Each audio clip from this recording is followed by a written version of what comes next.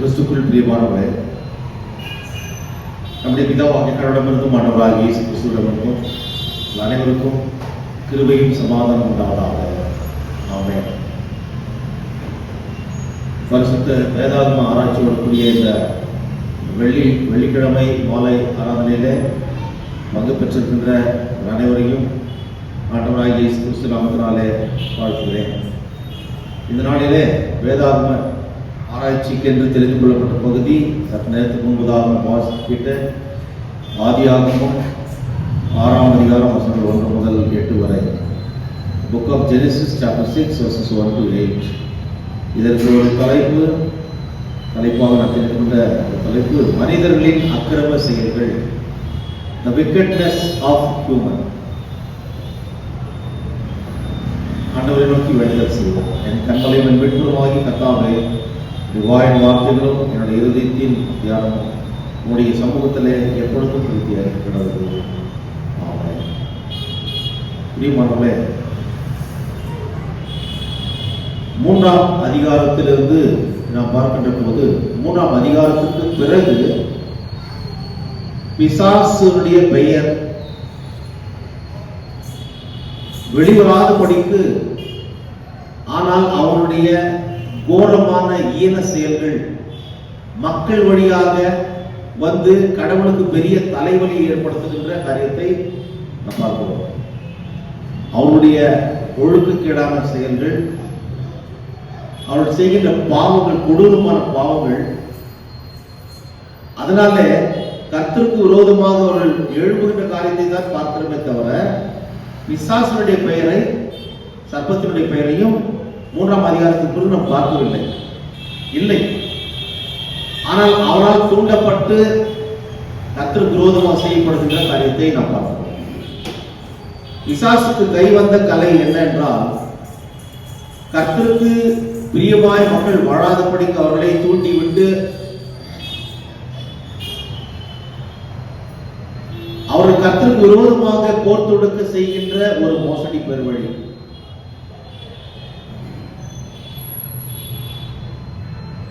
அவன் மக்களை மயக்கி அவர்கள் அவன் சொல்லுகின்ற அந்த பசப்பு பேச்சிலே விழுந்து போகத்தக்கதாக அவன் சொல்லுகின்ற காரியங்கள் எல்லாம் கேட்டு கர்த்தருக்கு விரோதமாக செயல்படுகின்ற ஒரு நிலையை ஏற்படுத்துவார். அப்படிப்பட்ட ஒரு நிலையை ஏற்படுத்துகின்ற போது அவர்கள் துணிகரமான பாவங்களை செய்து கர்த்தருக்கு விரோதமாக எழுப்புவார்கள். கடவுள் அவர்களை தண்டிப்பார். தண்டித்த பிறகு அவர்களை விடுவிக்கும்படியாக கதறுவார்கள். கதறுகின்ற போது கடவுள் மறுபடியும் அவர்களை மீட்டுக் கொடுக்கின்ற மனதுருக்கமுள்ள கடவுள். அதாவது he will utilize compromise as an important factor to induce the humans. மக்களை தூண்டி அவர்களை, அதாவது இந்த காம்ப்ரமைஸ் செய்து கொள்ளுகின்ற விடு பரவாயில்ல, நீங்க செய்து போனி கடவுள் அவளுக்கு வேற வழி இல்லை, இப்படி தானே உன்னை மீட்டு எடுக்கணும், அந்த மாதிரி ஒரு நிலையை ஏற்படுத்துகின்ற ஒரு பிசாசு. மறுபடியும் மக்களை கடவுளுக்கு விரோதமாக தூண்டி விட்டு அவர்கள் கர்த்தருக்கு விரோதமாக பாவங்கள் செய்வார்கள். மறுபடியும் தண்டிக்கப்படுகின்ற போது கூக்குரல் எழுப்புவார்கள், தாங்க முடியவில்லையே, அவரை காப்பாற்றும் என்று கடவுள் மனதுருக்கத்தோடு மறுபடியும் மீட்டு எடுப்பார். மறுபடியும் மனிதர் கடவுளுக்கு விரோதமாக எழுப்பி போர் தொடுப்பார். மறுபடியும் அவனுடைய புத்தி அந்த குரங்கு போல மரத்துக்கு மரம் தாவும். அதாவது மக்களுடைய மனத்தை திருப்பி கலகம் செய்ய தூண்டுவது, மறுபடியும் மனுஷன் கடவுள் காலில் விழுவது, கதறுவது. இதை இன்னும் எளிய முறையில் சொல்ல வேண்டும் என்றால், குழந்தையை கிள்ளி தொட்டிலையும் மாட்டுவது போன்ற ஒரு சில காரியத்தை செய்பவர் பிசாசு. இதை இவன், அதாவது மோவாப் மக்களுக்கு, he did this to Israel in the land of Moab. மோவாபில் இருக்கின்ற போது இஸ்ரேல் மக்கள் இதை இப்பேற்பட்ட ஒரு நிலையை அவர் அனுபவித்தார்கள் என்று பார்க்கிறோம். 8ஆம் அதிகாரத்தில் பார்க்கிறோம். அதே போல சங்கீதம் 106:28 31 வரைக்கும் பார்க்கின்ற போது அங்கே அந்த காரியம் மிக தெளிவாக சொல்லப்பட்டது. சங்கீதம் 106 28 முதல் 31 வரை அங்கே நாம் பார்க்கிறோம் என்ற போது அவருடைய நிலையை பார்க்கிறோம். 28 31 அவர்கள் பாகால் பேயோரை பற்றி கொண்டு ஜீவன் இல்லாதவைகளுக்கு இட்ட பலிகளை பொசித்து தங்கள் கிரியைகளினால் அவருக்கு கோபம் ஊட்டினார்கள். ஆகையால் வாதை அவர்களுக்குள் புகுந்தது. அப்பொழுது பிணைக்காசு எழுந்து நின்று நியாயம் செய்தார். அதனால் வாதை நிறுத்தப்பட்டது. அது தலைமுறை தலைமுறையாக என்றென்றைக்கும் அவனுக்கு நீதியாக எண்ணப்பட்டது. பிரியமானவர்களே, கடவுளை விட்டு வேறு கடவுள்களை வணங்குகின்ற அந்த விக்கிரகாரனை அவர்கள் பற்றி பிடித்துக் கொண்டார்கள். கடவுளுக்கு விரோதமான ஒரு காரியம் தான். அந்த விஷயத்தை மாத்திரம் அவர், அதாவது எந்த காரணத்தை கொண்டும் தனக்குரிய அந்த மகிமையை மற்றவர்களுக்கு அவர் விட்டுக் கொடுப்பது கிடையாது. ஆகவேதான் 10 கட்டளைகளிலே முதலாவது கட்டளை, உன் கடவுளாகிய கர்த்தர் நானே, என்னை என்று வேறு தேவர்கள் உனக்கு வேண்டாம் என்று மிக தெளிவாக சொல்லுகிறார். மேலே வானத்திலும் கீழே பூமியிலும் பூமிக்கு உள்ளான தண்ணீரிலும் எந்த ஒரு சொரூபத்தையும் வணங்கவும் சேவிக்கவும் வேண்டாம். ஆகவே அண்ட சராசரத்தை படைத்த உன்னையும் என்னையும் படைத்த கடவுள், அவரையே நாம் நம்பி வாழ வேண்டும், அவரையே சேவிக்க வேண்டும் என்று விரும்புவார். ஆனால் இவர்கள் செய்த காரியம் கர்த்தருக்கு விரோதமாக எழுதினார்கள். அதே போல and also after they had conquered the land of Canaan, கானான் தேசத்தை சுதந்திரித்துக் கொள்ளுகின்ற போன்ற போது கூட இப்பேற்பட்ட ஒரு காரியத்தை தான் அவர்கள் அங்கே பார்த்தார்கள், செய்தார்கள். நியாயாதிபதிகள் 2ஆம் அதிகாரத்தில் அது இருக்கிறது. அதே போல சங்கீதம் 106 34 48 வரைக்கும் பார்க்கின்ற போது அங்கே அவர்கள் செய்த அந்த காரியத்தை பார்க்கிறோம். கர்த்தர் தங்களுக்கு 106 34 48 பார்க்கின்ற போது கர்த்தர் தங்களுக்கு சொன்னபடி அவர்கள் அந்த ஜனங்களை அழைக்கவில்லை. ஜாதிகளுடனே கலந்து அவர்கள் கிரியைகளை கற்று அவருடைய விக்கிரகங்களை சேவித்தார்கள். அவைகள் அவர்களுக்கு கண்ணியாயிற்று. அவர்கள் தங்கள் குமாரரையும் தங்கள் குமாரத்திகளையும் பிசாசுகளுக்கு பலியிட்டார்கள். தங்களுடைய பிள்ளைகளை எந்த காரியத்தை செய்யக்கூடாது என்று கடவுள் சொல்லுகிறார், அந்த காரியங்கள் எல்லாம் செய்தார்கள். அப்படி தூண்டி விட்டவன் பிசாசு. இவர்கள் செய்த முக்கிய காரணம் ஜாதிகளுடனே கலந்து, மிக்சட் மேரேஜ் என்பது இந்த 6ஆம் அதிகாரத்தில் மிக முக்கியமாக நாம் பார்க்க இருக்கிறோம். ஆகவே தான் அந்த காரியத்தை நான் எடுத்தேன். அடுத்து தொடர்ந்து பாருங்கள், தம்முடைய குமாரரின் குமார்த்திகளையும் அந்த பிசாசுகளுக்கு பலியிட்டார்கள். பிசாசு வணக்கம் என்பது அப்பொழுதே ஆரம்பிக்கப்பட்டிருக்கிறது. பிசாசுகளுக்கு பிசாசை வணங்குவதும் அவைகளுக்கு பிசாசுக்கு தம்முடைய பிள்ளைகளை பலியிடுவதும் அவர்கள் செய்த ஒரு காரியமாக இருந்தது. 38ஆம் வசனம் பாருங்கள், அவர்கள் கானான் தேசத்து விக்கிரகங்களுக்கு பலியிட்டு தங்கள் குமாரர் குமார்த்திகளுடைய குற்றமில்லாத ரத்தத்தை சிந்தினார்கள். தேசம் ரத்தத்தால் தீட்டுப்பட்டது. அவர்கள் தங்கள் கிரியைகளினால் அசுத்தமாகி தங்கள் செய்கைகளினால் சோரம் போனார்கள். அதனால் கர்த்தருடைய கோபம் தனது ஜனத்தின் மேல் மூண்டது. அவர் தமது சுதந்திரத்தை அருவருத்தார். சுதந்திரம் நான் எனக்கென்று இந்த மக்களை ஏற்படுத்தினேன், இவர்கள் என் துதியை சொல்லி வருவார்கள் என்ற சொன்ன காரியத்தை அவர்கள் ஆண்டவர் அருவருத்தார். ஏன் தான் படைச்சோமோ, ஏன் தான் மனுஷனை படைத்தோமோ என்ற ஒரு எண்ணம். ஏனென்றால் கடவுளுக்கு பிரியமில்லாத அருவருப்பான காரியத்தை அவர்கள் செய்தார்கள். They deliberately did all sorts of abomination against God. ஆகவே மிக வருத்தப்பட்ட கோபம் உண்டானது. They have seen the wrath of God in their life. அது மிக பயங்கரமாக இருந்தது. அவர்களை ஜாதிகளுடைய கையில் ஒப்பு கொடுத்தார். அவருடைய பகைஞர் அவர்களை ஆண்டார்கள். அப்படி தொடர்ந்து பார்க்கும்போது அந்த காரியங்களை நாம் பார்க்கிறோம். வேகமாக இந்த பகுதிக்கு செல்கிறோம். இவர்கள் செய்த காரியம் மிக்சட் மேரேஜ். பிசாசுக்கு தன்னுடைய பிள்ளைகளை பலியிட்ட காரியங்கள், துணிகரமான காரியங்கள், விபச்சாரம் செய்தார்கள். விக்கிரகாரதை விபச்சாரம், பிசாசு வணக்கம், இந்த காரியத்தை செய்தார். மிக முக்கியமான காரியம். இப்பொழுது நம்ம விஷயத்துக்கு வரலாம். இந்த 6ஆம் அதிகாரத்தில் மனுஷர் பூமியின் மேல் பெருக துவக்கி அவர்களுக்கு குமாரத்திகள் பிறந்த போது, குமாரத்திகள் பெருகிய, அதாவது மனுஷர் பூமியின் மேல் பெருக துவக்கி அவர்களுக்கு குமாரத்திகள் பிறந்த போது என்று இருக்குது. இங்கே அதாவது ஆதாம் ஏவாளுக்கு பிறந்த ஆபேல் என்ற ஒரு நீதிமான், கர்த்தருக்கு பிரியமானவன் மரித்து போனான். இருக்கிறது யாரு? கானானுடைய சந்ததி வருது. கானான் எப்பேற்பட்டவன் என்றால் கொலை செய்தவன், கர்த்தருக்கு பிரியமில்லாதவன், கர்த்தர் அருவருக்கத்தக்கதாக அவனுடைய காணிக்கை ஏற்றுக்கொள்ளப்பட முடியாதபடிக்கு அவன் வாழ்ந்தவன், 2 பெண்ணை மனம் செய்தவன், இப்படி பல குற்ற காரியங்கள் அவனை பற்றி இருக்கிறது. கொஞ்சம் பார்த்தோம்னா அடுத்து மனுஷர் இந்த சந்ததியில வந்ததுதான் அந்த பிள்ளைகள் பெருக துவங்கினார்கள் என்று சொல்லி. 2வது வருஷம் தேவகுமாரன் மனுஷகுமாரத்திலே அதிக சௌந்தரியம் உள்ளவர்கள் என்று கண்டு அவர்களுக்குள்ளே தங்களுக்கு பெண்களை தெரிந்து கொண்டார்கள். இல்ல, தேவகுமாரர் மனுஷகுமாரத்திகளை அதிக சௌந்தரியம் உள்ளவர்கள் என்று கண்டு அவர்களுக்குள்ளே தங்களுக்கு பெண்களை தெரிந்து கொண்டார்கள். யார் இந்த தேவகுமாரர் என்ற காரியத்தை கூட இந்த நாளில மிக முக்கியமாக நாம் தியானித்திருக்கிறோம். பிரியமானவர்களே, அதாவது the prophets warned the Jewish people not to compromise with the idolatry and idolaters worship of the pagans around them. முக்கியமாக இந்த சங்கீதத்தில் நாம் பார்த்தோமே, அதே போல நியாயாதிபதிகளில் இந்த காரியங்களில் பார்க்கும்போது எப்படியாக பிசாசு அவர்களை மயக்கி தன்னுடைய வலையில செய்து கர்த்தருக்கு விரோதமாக காரியங்களை செய்தார். இதை தீர்க்கதரிசிகள் வந்து சொன்னார்கள், கேட்கவில்லை. இந்த யூத மக்கள் கேட்காமல் போனார்கள்.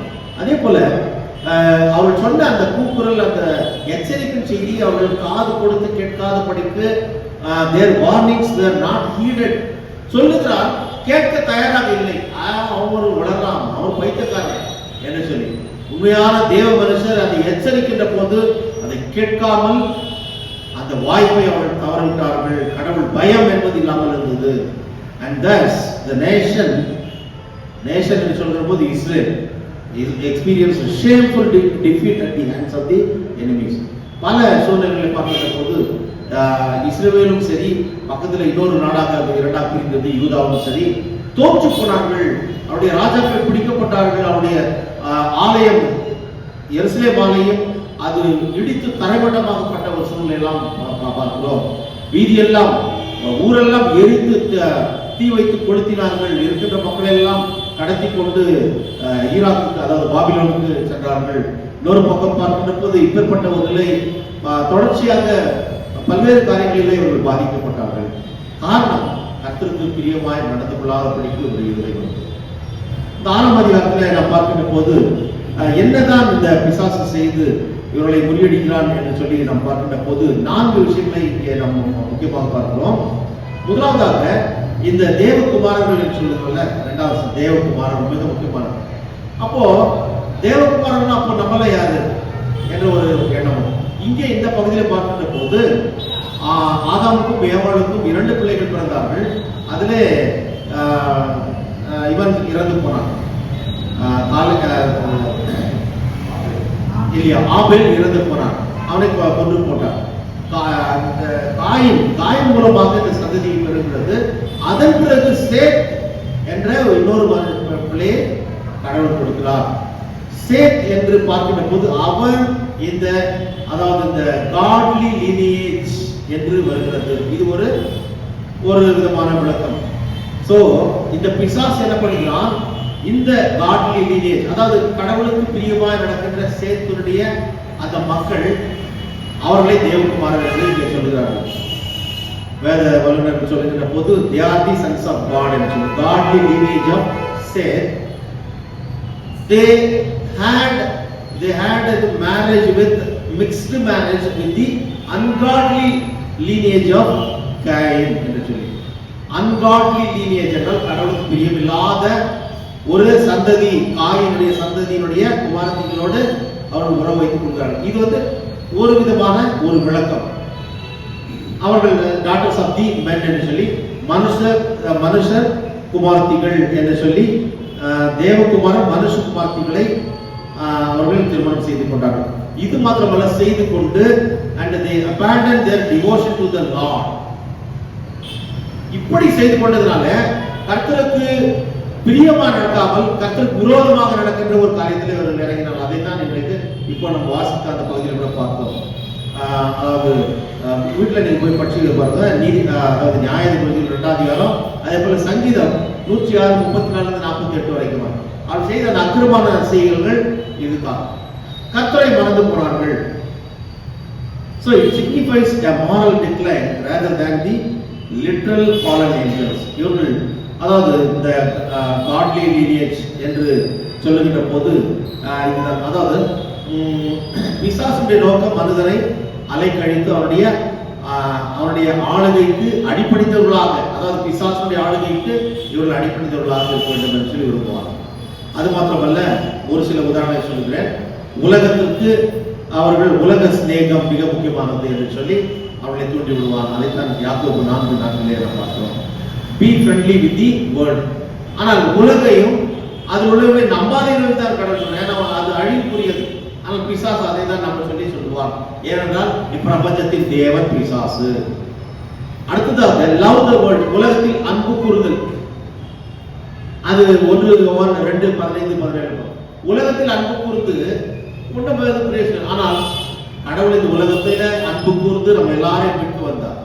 ஆனால் உலகத்திலே அன்பு கூறுதல் என்று சொல்லுவது உலகத்தை சார்ந்திருப்பது, உலகத்தையே நம்பியிருப்பது, உலக ஆசாபாசங்கள் தான் தன்னுடைய வாழ்க்கையிலே பிரதானமானது என்று நம்பியிருப்பது. அது தேவையில்லை. ஆனால் பிசாசு அதை தான் தூண்டி விடுகிறார். So love the world. அடுத்ததாக conform to the world, உலகத்திற்கு ஒத்த வேஷம் தரிப்பது. உலகத்திற்கு ஒத்த வேஷம் தெரிவிப்பது ரோமர் 12:2 அதை நாம் பார்க்கிறோம். அடுத்ததாக அந்நிய நுகத்தோடு சேருவது 2 கொரிந்தியர் 6:14. இந்த காரியங்களை தான் அவர் செய்தார். தேவகுமாரன் சொல்லுகிற போது the godly lineage of Seth and the descendants of Seth, they had the mixed marriage with the ungodly lineage of Cain. அங்கேயே அவர்கள் அதாவது தன்னுடைய விருப்பத்தை பூர்த்தி செய்ய அவர்கள் முற்படுகின்ற போது கடவுள் அவர்களுக்கு தடையாக இருக்கிறார். கடவுள் செய்ய வேண்டிய அந்த மரியாதையை செலுத்தாமல் அவர்களே கடவுளையே விட்டு அவர்கள் தூரம் போகின்ற ஒரு காரியத்தை நாம் பார்க்கிறோம். பிரியமானவர்களே, இரண்டாவதாக இதில் சொல்லப்படுகின்ற ஒரு காரியம் என்னவென்றால், some scholars say that the invasion of fallen angels who cohabited with the women and produced a rare race of giants என்று சொல்லி வசனத்தில் போன நாட்களில் ராட்சதர் பூமியிலே இருந்தார்கள். பின்பு தேவகுமாரன் மனுஷகுமாரத்தோட கூடுகிறதுனால் இவர்கள் அவர்களுக்கு பிள்ளைகளை பெற்ற போது இவர்களும் பூர்வத்தில் பெயர் பெற்ற மனுஷராகிய பலவான்களானார்கள். சோ இங்கே பார்க்கின்ற போது இந்த சில பிப்ளிக்கல் ஸ்காலர்ஸ் சொல்லுகின்ற போது இவர்களெல்லாம் ஃபாலன் ஏஞ்சல்ஸ். அவர்கள் வந்த காரணத்தினால் ஃபாலன் ஏஞ்சல்ஸ் பிசாசு தான். அவர்கள் பிசாசு ரூபத்திலே இருந்தார்கள். ஆதாம் ஏவாளை ஏமாற்றியது பிசாசு. இவர்கள் வேற ரூபத்தில் கூட இருக்கலாம் என்பதுதான் இது நாம் பார்க்கிறோம். அடுத்ததாக அவர்கள் பெண்களோடு கூட சேர்ந்து they produced a race of giants என்று ராட்சதர்களை. பிரியமானவர்களே, இதுவும் ஒரு விதமான அனுமானத்தோடு சொல்லப்பட்ட ஒரு காரியம் தான். This is also a hypothesis by the biblical scholars. பிரியமானவர்களே, இந்த தேவகுமாரர்கள் என்று சொல்லப்படுகிற இவர்கள் fallen angels or the godly lineage என்று சொல்லி இன்னொரு கூற்று இருக்கிறது. இன்னொரு பக்கம் பார்க்கின்ற போது நெப்பிலிம் என்று சொல்லி fallen ones என்று சொல்லி அதற்கு நெப்பிலிம் என்று சொல்லி அதற்கு எபிரேய வார்த்தையில சொல்லப்படுகிறது. அதுவும் fallen onesனா அது பிசாசு. சோ அவர்கள் அதாவது இந்த ஜலப்பிரளயத்துக்கு பிறகு கூட இந்த ராட்சதர்கள் இருந்தார்கள் என்று சொல்லி, அதான் ராட்சத உருவம் படைத்த இந்த fallen angels என்று சொல்லி நெப்பிலிம் என்று சொல்லி எண்ணாகமம் 13ஆம் அதிகாரம் 31-33 வரைக்கும், அதாவது அந்த பாலும் தேன் போடுகின்ற தேசத்தை சுதந்திரத்துக் கொள்ளுங்கள் என்று சொல்லி கடவுள் அனுப்புகிறார் இல்லையா. எகிப்திலிருந்து எல்லாம் வந்த பிறகு அந்த என்ன சொல்லுவாங்க, ஸ்பைஸ் என்ன சொல்லுவாங்க, ஸ்பைங்கிறது ஸ்பை SPY ஒற்றர்களை அனுப்பி வேவுக்காரர்களை அனுப்பி போய் பார்க்கும்போது அவங்க போகிறாங்க, பெரிய பலவான்கள், பெரிய ராட்சதர்கள் போல இருக்காங்க. அப்போ அந்த இடத்துல ராட்சதர்கள் இருந்திருப்பாங்களா என்று பார்க்கின்ற போது இருந்திருக்கலாம். ஏன் அவர்கள், அதாவது கடவுள் இந்த பாவம் செய்தவர்கள் எல்லாரையுமே ஜலப்பிரளயத்துல அழித்தார் என்று சொல்லி இருக்கு பார்க்கிறோம். ஆனால் எண்ணாகமம் பகுதியிலே சொல்லப்படுகின்ற போது அவர்கள் இருந்தார்கள் பார்த்தோம் என்றால் நமக்கு ஒரு மாதிரி ரொம்ப ஷாக்கா இருக்குல்ல. இருந்திருப்பார்களா இல்லையா? இருந்திருப்பார்கள். இல்லைன்னா அது எழுதிருக்க மாட்டான். இருந்திருப்பார்கள். அப்போ கடவுளுடைய திட்டம் தான் என்ன? நான்காவதாக பார்க்கின்ற போது இல்ல அந்த மூன்றாவதுல எனக்கு பார்க்க நெப்பிலியும். ஏனென்றால் பிசாசு நியாயத்திற்பிலே அவன் வைக்கப்பட்டிருக்கும் அக்னி கடலிலே தள்ளப்பட வேண்டும் என்று சொல்லி இருக்கிறது. வெளிப்படுத்தின விசேஷத்துல பாருங்க. அது வரைக்கும் அவன் இங்க போராடினு உலாகினு தெரிஞ்சுக்கின்னு ஊர் சுத்திக்கின்னு ஜனங்களை கெடுத்துக்கின்னு இப்படிதான் செய்வான். அதை தான் யோபு புத்தகத்திலோட பார்த்தோம். எங்க போயிட்டு வர்றான் அப்படின்னா ஊரெல்லாம் சுத்திட்டு வர்றான்னு சொல்றான். யாரை விடுதலாமா என்று சொல்லி வகை தேடி சிங்கத்தை போல சுற்றி வருகிறார் என்று சொல்லி பெப்பேது நிருபத்திலே நான் பார்ப்போம். இப்படி பல விதங்களிலே பிசாசு அவன் சுற்றி திரிகிறான். ஆகவே தான் அக்னி நித்திய அக்னி கடலில் தள்ளப்பட வேண்டும் என்று சொல்லி கட்டி வைக்கப்பட்டிருக்கான் என்று சொல்லி நாம் பார்க்கிறோம். எங்கு? யூதா புத்தக நிருபத்திலே நாம் பார்க்கின்ற 1ஆம் அதிகாரம் 6ஆம் 7ஆம் வசனத்தில் படிக்கிறது. யூதா 6:7 ஒரே ஒரு அதிகாரம் வந்து 6:7 பாருங்க. தங்களுடைய ஆதி மேன்மையை காத்துக் கொள்ளாமல் தங்களுக்குரிய வாசஸ்தலத்தை விட்டுவிட்ட தூதர்களையும், அதுதான் பரலோகத்தில் ஆண்டவரோடு கூட இருக்க வேண்டியவர்கள், விட்டுவிட்ட தூதர்களையும் மகா நாளின் நியாயத்திற்கென்று நித்திய சங்கிலிகளினாலே கட்டி அந்தகாரத்தில் அடைத்து வைத்திருக்கிறார். யாரு? fallen angels. எங்க? அதாவது நியாயத்திற்கு நாளில மகா நாளின் நியாயத்திற்கென்று நித்திய சங்கிலிகளினாலே கட்டி அந்த காலத்தில் அடைத்து வைத்திருக்கிறார். எங்க வைத்திருக்கிறார்? அந்த காலத்துல இருட்டுல. இப்போ இருட்டுல போன பேய் வந்திருக்காங்கல்ல, இதெல்லாம் கூட இருக்கும். நமக்கு சொல்லப்படுகின்ற ஒரு காரியம், இருட்டுல ஏதோ ஒரு உருவத்தோட பேய் போல தெரியுது. எஸ், அந்த காலத்துல தான் வச்சிருக்கிறார், கட்டி வச்சிருக்கிறார். சோ இந்த ராட்சதர்களை ஒருவேளை எண்ணாகமம் 13ஆம் அதிகாரத்துல அந்த வேவு பார்க்க போனவர்கள் பார்த்திருக்கலாம். ஆகவேதான் அவர்கள் இன்னும் இன்றைக்கும் இருக்கிறார்கள். அந்த பிசாசு கடைசி நியாயத்திற்கு நாளில அவன் நித்திய அக்னி கடலில் தள்ளப்படுவார். நான்காவதாக பார்க்கின்ற போது இதெல்லாம் பார்க்க ஹைபோதீசிஸ், இப்படியாக இருக்கும் தேவகுமாரர்கள் என்று சொல்லுகின்ற போது நான்காவதாக sons of God, தேவகுமாரர் does refer to the angels in Job 1:6. 1ஆம் அதிகாரம் 6ஆம் வசனத்துல பாருங்க. கடவுளுடைய சன்னிதானத்துல தேவகுமாரன் வந்து நின்றார்கள், அப்பொழுது பிசாசும் வந்து நின்றான் இல்லையா? யோபு 1ஆம் அதிகாரம் 6ஆம் வசனம். அதே போல 2ஆம் அதிகாரம் 1ஆம் வசனத்துல அதே போல பிசாசும் வந்து நின்றான். தேவகுமாரன் வந்து கடவுளுடைய சன்னிதானத்தில் இருக்கும்போது பிசாசும் வந்து நின்றான். அதே போல 38ஆம் அதிகாரம் 7ஆம் வசனத்துல அந்த சம்பவம் வருது. அப்போ இங்கே பார்க்கின்ற போது they are not fallen angels but they are unfallen angels. They have done faithful service to God. யோபு புத்தகத்துல நம்ம பார்க்கின்ற போது தேவகுமாரர்கள் வந்திருக்கார்கள், அது அவங்க கூட இவனும் வந்து நின்றான் என்று சொல்லி நம்ம பார்க்கின்ற போது அவர்கள் தள்ளப்பட்டவர்கள், அவர்கள் தூதர்கள். ஏஞ்சலிக் தியாலஜி என்று சொல்லி இதுல ஏஞ்சலிக் தியாலஜி இல்லையா? சோ தேவதூதனுடைய பணிகளிலே அது ஒன்று. சோ அங்கே குறிப்பிடப்படுகின்ற சன்ஸ் ஆஃப் காட் யார் என்றால் it does refer to the angels. They are the unfallen angels. தள்ளப்பட்டவர்கள் அல்ல, தள்ளப்பட்ட தூதர்கள் அல்ல, அவர்கள் தூதர்கள். சோ 4 விஷயத்தை இங்கே பார்த்தோம்.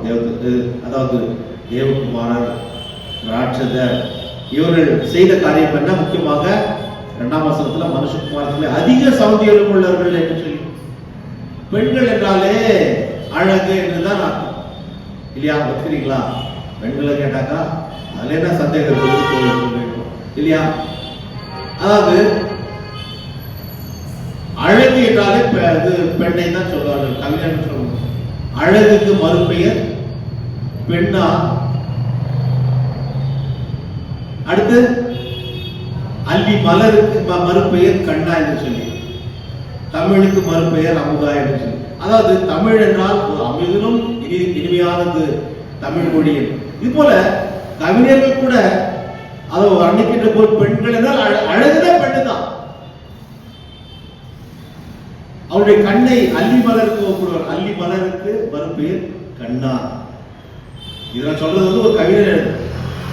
இங்க பார்க்கின்ற போது 2ஆம் வசனத்துல தேவகுமார் மனுஷகுமார்களை அதிக சௌந்தரியம் உள்ளவர்கள். இந்த மிடில் ஈஸ்ட்ல இருக்கிறவங்க பார்க்கணும்னா ஈரான், இது இஸ்ரேல், ஈராக் இந்த பக்கத்துல இருக்கிற அந்த பெண்கள், ஆண் கூட சரி பெண் கூட சரி, ரொம்ப அழகா இருக்கும், ரொம்ப அழகா இருக்கும், ரொம்ப ஃபேரா இருக்கும், பியூட்டிஃபுல்லா இருக்கும். சரி, எப்படியோ அழகு இருக்கிற இடத்துல தான் ஆபத்து இருக்கு. இங்க இந்த ஆபத்து வந்தது காரணமே அவர்கள் தாறுமாறான காரியங்களை செய்தார்கள். ராட்சதர்கள் எல்லாம் அந்த பெண்களோடு கூட உறவு வைத்துக் கொண்டார்கள் என்று சொல்லி பிரியமானவர்களே, மிக வேதனையான ஒரு காரியத்தை இங்கே நாம் பார்க்கிறோம். இப்பேற்பட்ட சூழ்நிலை நடந்தது என்ன என்று பார்க்கின்ற போது, இந்த தேவகுமாரர்கள் வந்து இந்த பெண்களை செய்து கொண்டதல்ல, இந்த மனுஷகுமாரர் குமாரத்திகள் செய்த பாவம் கர்த்தருக்கு முன்பாக பெரிதாக இருக்கிறது. என்ன இவங்களுக்கு ஒரு கட்டுப்பாடு இல்லையே. மனுஷனை ஆதாம் ஏவாள் படைத்த பிறகு அவருடைய பேச்சை கேட்காதபடி இவர்கள் மீறி செய்கிறார்களே, மனப்போன போக்கில போகிறார்களே. ஒரு அதாவது ஒரு கடமை உணர்ச்சி என்பது இல்லை, கண்ணியம் என்பது இல்லை, கட்டுப்பாடு என்பது இல்லை. கட்டுப்பாடு டிசிப்ளின் இல்லை, மனப்போன போக்கில போகிறார்கள். பிள்ளைகளும் அப்படி போகிறார்களே. ஆகவேதான் அந்த குமாரர்கள் குமாரத்திகள் எல்லாம் பிறந்த போது ராட்சதர்கள் எல்லாம் வந்து அந்த பெண்களோடு உறவு வைத்துக் கொண்டார்கள். தேவகுமாரர்கள் சொல்லி ஃபாலன் ஏஞ்சல்ஸ் எல்லாம் வந்து வைத்துக் கொண்டார்கள். அது மாத்திரமல்ல பிரியமானவர்களே, நடந்த காரியம் என்ன என்று பார்க்கின்ற போது மிக மோசமாக இருக்கும். அதாவது இப்பேற்பட்ட இந்த நிலை மனுஷனால் வந்தது என்பதுதான். மனுஷனை ஏன் தான் இந்த மனுஷனை படைத்தோம் என்ற ஒரு வேதனை கடவுளுக்கு ஏன் ஏற்பட்டது என்றால், காரணமே அவனால், அதாவது அந்த ஆணுக்கும் பெண்ணுக்கும் பிறந்த அந்த பிள்ளைகள் ராட்சதரோடு உறவு கொள்ளவும், அதே போல இந்த தேவகுமாரர்கள் சொல்லி ஃபாலன் ஏஞ்சல்ஸ் பிசாசுகளோடு உறவு கொள்ளத்தக்கதாக ஒரு சூழ்நிலை. பிரியமானவர்களே, இந்த வேதனையான ஒரு காரியம் நடைபெற ஒரு தூண்டுகோலாக இருந்தது பிசாசு. அதை மாத்திரம் நமக்கு மறக்கவே கூடாது. இதற்கு ஒரு உதாரணம் சொல்லணும். லோத்து வந்து இடத்தை தேடி போகும்போது யாரு கூட வர்றது இல்ல, லோத்து கூட வேற யார் போறது? ஆபிரகாம் இல்லையா? சோ ஆபிரகாம் ஒரு இடத்தை தேடுறாரு, லோத்து பச்சை பசையல் இருக்கிற இடத்தை தேடுறாரு. அதுதான் சோதம் குமாரன். சோடோமி என்று பார்க்கின்ற போது, அதாவது ஆதியாகமம் 13:12 பார்க்கின்ற போது, Lot is an example of this danger. இந்த அதாவது உலகத்தை சார்ந்து வாழ்கின்ற அந்த ஒரு மாயை என்ற வலையில விழுந்த, அதனால் பாதிக்கப்பட்ட மனுஷன் என்றால் லோத். அந்த சோதம் குமாரன் அழிக்கப்பட்டது கர்த்தத்தினால் இல்லையா? நெருப்பினால் அழிக்கப்பட்டது. ஏன்னா சோடம் என்று சொன்னாலே கிரைம் அகேன்ஸ்ட் நேச்சர் என்று அர்த்தம். சோடமில் என்ன, ஆண்கள் உறவு வைத்துக் கொள்கின்ற ஒரு இதுதான். அப்ப என்ன மோசமா இருக்கும் பிரியமானவர்களே. சோதம் குமாரன் நடந்தது போல கர்த்தருடைய வருகை நாளிலும் நடக்கும் என்று சொல்லி ஆண்டவர் சொல்லுகிறார். மத்திய எழுதின சுவிசேஷத்துல நாம் பார்க்கின்ற போது அப்பேற்பட்ட ஒரு காரியம் வருது. மத்திய 24:37-39. நோவாவின் காலத்தில் எப்படி நடந்ததோ அப்படியே மனுஷகுமாரன் வரும் காலத்திலும் நடக்கும். அது என்னன்றது பிறகு நம்ம பார்ப்போம். அப்போ அவர்கள் அதாவது புசித்தும் குடித்தும் பெண் கொண்டும் பெண் கொடுத்தும் மனம் போன போக்கில சென்று கொண்டிருந்தார்கள். வருகின்ற ஆபத்தை குறித்து அவர்கள் உணரவே இல்லை. உணராமல் போவதற்கு அது உதவாமல் போவது. உணர்வு என்பது தேவை. நாளைக்கு என்ன நடக்கும் கொஞ்சம் யோசித்து நடக்கணும். பேசுறதுக்கு முன்னாடி சில காரியங்களை நாம் யோசித்து பேச வேண்டும். ஏதோ ஒரு காரியத்தை செய்வதற்கு முன்பாக நாம் யோசித்து செய்ய வேண்டும். நாக்குக்கு அதாவது எலும்பு கிடையாது, ஆனால் அது ரொம்ப பொல்லாத ஒரு அவயம். அது நெருப்பு போல இல்லையா, கொளுத்தி போட்டுரும். அப்பேற்பட்ட ஒரு காரியத்தை மனுஷனுக்கு அந்த நாவையும் கடவுள் படைத்திருந்தா, நல்லது தீமை, நல்லது தீயது எது என்று அறிந்து கொள்ளுகின்ற உணர்வையும் இந்த ஞானத்தையும் கூட ஆண்டவர் கொடுத்தார். ஆறாவது அறிவியா யாருக்கும் கொடுக்கல, மனுஷனுக்கு தான் கொடுத்தார். பகுத்து அறியக்கூடிய காமன் சென்ஸ், அதை பயன்படுத்தி அவன் கர்த்தருக்கு பிரியமாக நடந்து கொள்ளவில்லை, அதை துஷ்பிரயோகப்படுத்தினான், கர்த்தருக்கு விரோதமாக நடந்தான் என்று சொல்லித்தான் சொல்ல முடியும்.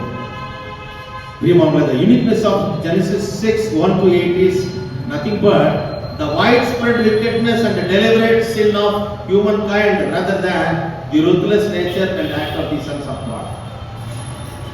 இந்த தேவகுமாரர் வந்து செய்த அந்த காரியத்தை தான் கடவுளை அதிகமாக துன்பப்படுத்தல, இவர்கள் செய்த காரியம் தான் வேதனை ஏற்படுத்துறது. இவர்கள் ஏன் இடம் பண்ணோம்? கண்ணியத்தோடு இருக்கக்கூடாதா? கட்டுப்பாட்டோடு இருக்கக்கூடாதா? பொறுப்போடு இருக்கக்கூடாதா? கடவுளுடைய பயத்தோடு இருக்கக்கூடாது? எதுவுமே கிடையாது. அப்படின்னா போலாம். சோதம் குமாரா கொடூரமாக அழிக்கப்பட்டது. கர்த்தருடைய வருகை காலத்திலும் இப்படி நடக்கும். இன்றைக்கு உலகம் எல்லாம் ரொம்ப மோசமான காரியங்கள் நடக்கிறது. என்ன கலிகாலம் ஒத்தி போச்சு என்று சொல்லுகிறார்கள். அப்படிப்பட்ட அநியாயங்கள், அக்கிரமங்கள், கொடூரமான பாவங்கள் நடைபெற்றுக் கொண்டிருக்கிறது. கர்த்தருடைய வருகை காலம் பிரியமாக இங்கே மனுஷன் தகுதி இல்லாதவன் என்பதை கடவுள் உணர்ந்தார். இங்கே 1ஆம் வசனத்திலிருந்து 7ஆம் வசனம் வரைக்கும் பார்க்கின்ற போது the word man, ஆதாம் என்ற வார்த்தை 9 முறை வருகிறது. மனுஷன் மனுஷன் மனுஷன் என்று சொல்லி 9 முறை வருகிறது. இந்த மனுஷனை தான் ஏன் படைத்தோமோ என்று சொல்லி கடவுள் வேதனைப்படுகின்ற ஒரு காரியத்தை இங்கே 5ஆம் வசனத்தில் நாம் பார்க்கிறோம்.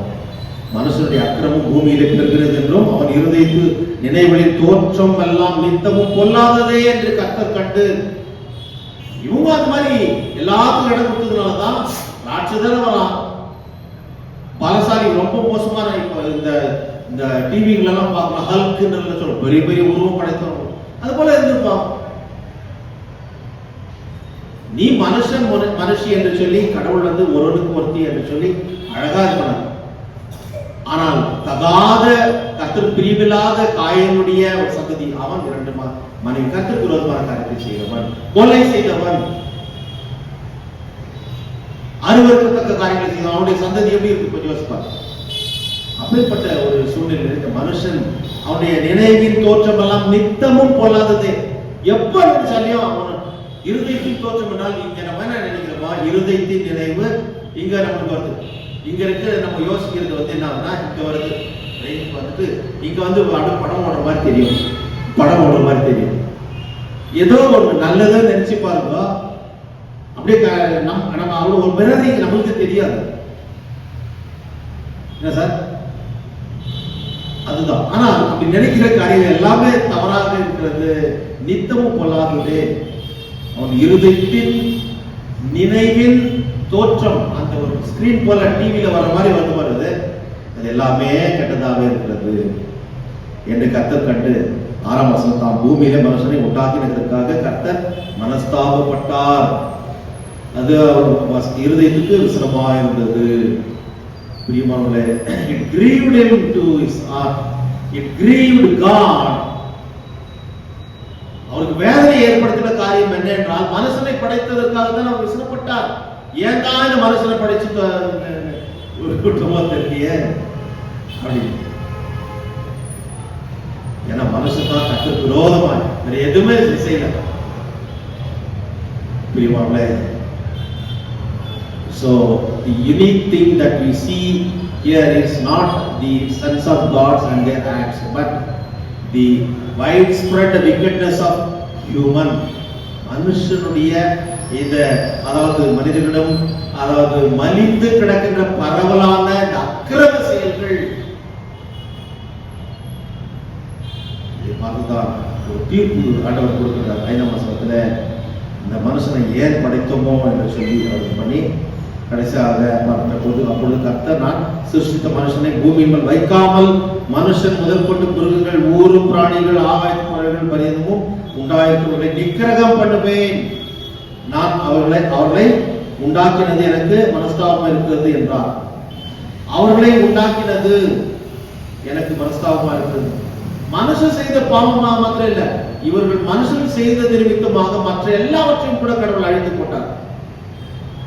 எப்படி அழித்து போட்டார் என்று பார்க்கின்ற போது, நோவா மூலமாக அந்த ஜலப்பிரளயம் வந்து எல்லாரையும் வாரி கொண்டு போறது. வைப் அவுட், நிக்கிரகம் என்ன, வைப் அவுட், தொடர்ச்சி எடுத்தது. உங்களுடைய ஹிஸ்டரியே கிடையாது. ஆனால் 8ஆம் வசனத்தில் நோவாவுக்கு கர்த்தருடைய கண்களிலே கிருபை கிடைத்தது. ஏனென்றால் நோவாவை வைத்துத்தான் அவர் பிரீச் பண்ண ஆரம்பிச்சார். பல வருட காலம் வேணாம் எச்சரிக்கை செய்தியை நோவா மூலமாக அவர் சொன்னார், கேட்கவில்லை. நோவாவும் அவரோட கூட 8 பிள்ளைகளும் அவருடைய குடும்பத்தார் காப்பாற்றப்பட்டார்கள். மற்றவர்கள் எல்லாம் ஜலப்பிரளயத்தில் அழிக்கப்பட்டார்கள். இங்கே 3ஆம் வசனத்தை பாருங்கள். அப்பொழுது கர்த்தரின் ஆவி என்றென்றைக்கும் மனுஷனுடைய போராட்டத்திலே அவன் மாம்சத்தானே அவன் இருந்து போகிற நாட்கள் 120 வருஷம். அதுக்கு முன்பதாக 900 வருஷம், 969 வருஷம், அவ்வளவு வருஷமெல்லாம் வாழ்ந்து கிட்டத்தட்ட 1000 வருஷம் இல்லையா? அவருடைய வாழ்க்கை அந்த லைஃப் ஸ்பேனை குறுக்கி போட்டார் என்று சொல்லி 120 வருஷம். அடுத்து சங்கீதம் 90 நம்ம பார்க்கின்ற போது கடவுளுடைய மனுஷனாகிய மோசே அங்கே 90ஆம் சங்கீதத்தில் 10ஆம் வசனத்தில் எழுதும்போது, மனுஷனுடைய ஆயுசு நாட்கள் 70 வருஷம், பலத்தின் விதியால் 80 வருஷமா இருந்தாலும் அதனுடைய பிரயாசம் வருத்தமும் சஞ்சலமுமே, அது சீக்கிரமாய் கடந்து போகிறது, நாங்களும் கடந்து போகிறோம். அப்போ இயர்ஸ் ஃபிக்ஸ்ட் ஃபைனல் டெஸ்டினேஷன் இல்லையா, ஃபைனல் டெஸ்டினி என்று சொல்லலாம். அதை தாண்டி போக முடியாது 120 வருஷம். ஆனால் கடவுள் சொன்னது இந்த அர்த்தத்திலே என்று அல்ல என்று சொல்லி வேத வல்லுநர்கள் இன்னொரு காரியத்தை சொல்லுகிறார்கள். அதாவது இந்த 120 வருஷம் என்று சொல்லுகின்ற போது 120 வருஷம் தான் மனுஷனுடைய ஆயுசு நாள் குறிக்கல ஆண்டவர். அதை விட இன்னொரு பகுதியில் பார்க்கின்ற போது மோசே மூலமாக 70-80 வருஷம். இன்னைக்கு லைஃப் ஸ்பேன் அப்படிதான் இருக்கு. அப்போ 120 வருஷம் கடந்தவங்களும் இருக்கிறார்கள் என்றால் வேத வல்லுநர்கள் சொல்லுகின்ற ஒரு காரியம், பிப்ளிக்கல் ஸ்காலர்ஸ் சொல்லுகின்ற ஒரு காரியம் என்ன என்றால், அந்த 120 வருடம் என்ன என்றால், அதாவது இங்கே அதில் பார்க்கின்ற போது இந்த 120 வருடம் என்பது மனிதனின் ஆயுள் நாளை நிர்ணயம் பண்ணும் விதி அல்ல. ஆனால் இந்த 120 வருட அறிவிப்பின் முடிவில் தான் பெருவெள்ளம் வந்து பூமியை அழித்தது. 120ஆம் வருடத்தின் முடிவில் தான். புரிச்சுக்கல? அப்ப 120 வருஷம் சொல்லப்பட்டது, 120 வருஷம் சொல்லப்பட்டது என்று அர்த்தம். அவர்களுக்கு, அதாவது அவங்களை எச்சரித்து சொல்லப்பட்டது. யார் யார் பயன்படுத்தினார் என்றால், ஏனோக்கை பயன்படுத்தினார், நோவாவை பயன்படுத்தினார். ஆனா நோவா பத்தி இன்னும் நம்ம இது பண்ண டிஸ்கஸ் பண்ணல. ஆனால் இதனுடைய அடையாள அர்த்தம் இதுதான் என்று சொல்லி வேத வல்லுநர்கள் சொல்லுகிறார். பிரியமானவர்களே, ஆகவே தான் 120 வயது கடந்தவர்கள் கூட சிலர் உயிரோடு கூட இருப்பதை நம்ம பார்க்கணும் இல்லையாமா? இந்த காலத்துல வந்து 40-50 தாண்டதே கஷ்டமா இருக்கும். ஒருவேளை சங்கீதம் சொல்லியிருக்குமா 70 வருஷம் 80 வருஷம், அது இந்த ஓல்ட் ஏஜ் என்று சொல்லுகின்ற போது அவர்கள் படுகின்ற அந்த பலவீனத்தின் விதமாக நம்ம அந்த காரியங்களை பிராக்டிக்கலாக பார்க்கிறோம்.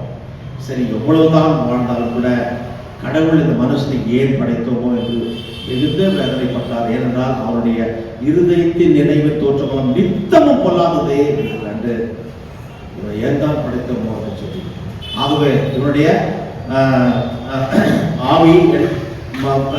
ஆவி என்றைக்கும் மனுஷனோட போராடவில்லை. என் ஆவி. So he has to take a decision. Discretion is with God. அதனால்தான் கடவுள் என்ன நினைக்கிறாரோ அன்றைக்கு அவர் அழைத்துக் கொள்ள வேண்டும் என்றால் அவர் அழைத்துக் கொள்கிறார். மனுஷன் வேண்டாம் நான் இன்னும் இருக்கிறேன்னு சொல்லவே முடியாது. அதைதான் கவிஞர் கூட சொல்றார், மனிதன் நினைப்பதுண்டு வாக்கு நிலைக்கும் என்று, இறைவன் நினைப்பதுண்டு பாவம். ஏன்னா அவர் கொடுத்த ஆவி அவர் எடுத்துக் கொள்ளுகின்ற போது எல்லாம் போயிடும். ஆகவே இந்த மனுஷனோட சேர்த்து நான் மற்றவர்களையும் நான் நிக்கிரகம் பண்ணுவேன் என்று சொல்லி 7ஆம் வசனத்தில் பார்க்கிறோம். மிருகங்கள், ஊர் பிராணிகள், ஆகாயத்து பறவைகள் பரியந்தும் உண்டாயிருக்கிறவர்களை நிக்கிரகம் பண்ணுவேன். I will blot out, I will wipe out the entire creation that he has created in this world, including the most important creation that God has created, man and woman. பிரியமானவர்களே, இந்த ஒரு வேதனை ஏற்படுத்த காரணமாக இருந்தவர்கள் அவருடைய சந்ததியில தான் வந்தோம். ஆகவேதான் இந்த பாவம் இன்னும் நம்முடைய வாசற்படியில் படுத்துக் கொண்டிருக்கிறது. இன்னும் லுத்தரை பார்த்து, நீ ஒரு பாவி, உன்னால் எதுவும் செய்ய முடியாது என்று சொல்லி பிசாசு வேதனைப்படுத்தும் போது அவர் ஏற்றுக்கொள்கிறார், நான் பாவி. ஆனால் இந்த பாவியும் ஏற்றுக்கொள்கிற ஒரு பரிசுத்தர் உண்டு.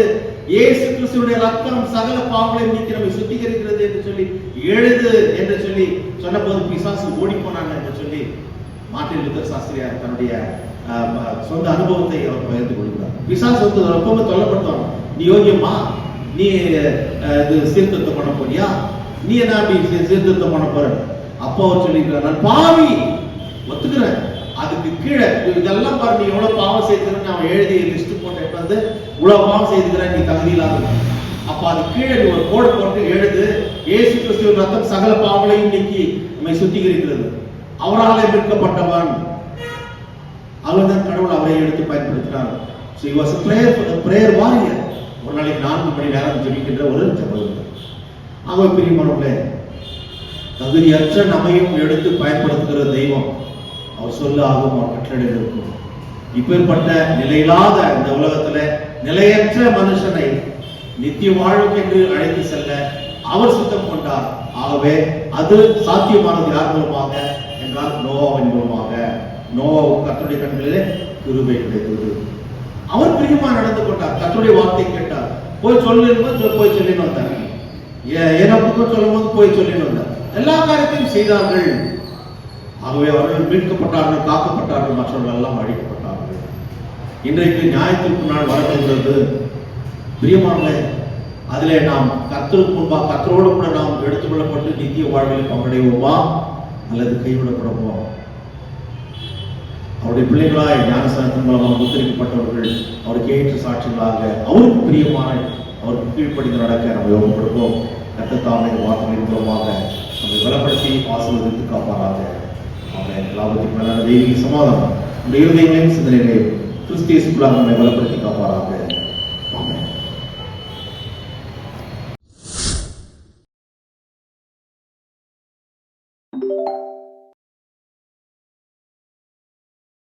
Thanks for watching. Stay connected with us.